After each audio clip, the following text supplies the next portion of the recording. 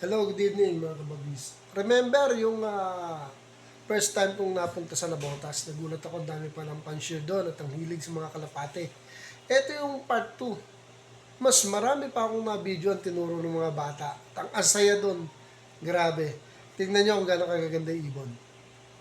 Alright, ito, isa nating kaibigan. Tinuro ako dito na merong maraming kalapate dito sa may Nabotas. Ayan, ang dami, grabe. Sa tingin ko, mukhang member to ng karera. Mukhang nangangarera to. Kasi gaganda talaga, oh. Pro racing. Nagbi-breed na. Mukhang nangangarera to.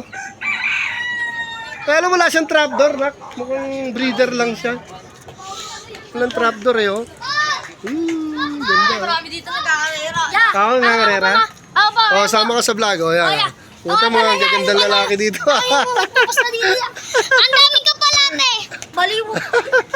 Puro kayo kagaguhan. Turo mo yun. Hindi, okay na. Papakita ko sa inyo yung sub ko. Hindi na, okay na. Papakita ko sa inyo yung channel ko. Ito yan, maganda to yan. Ayos, ang kukulit ng mga tropa. Thank you for watching.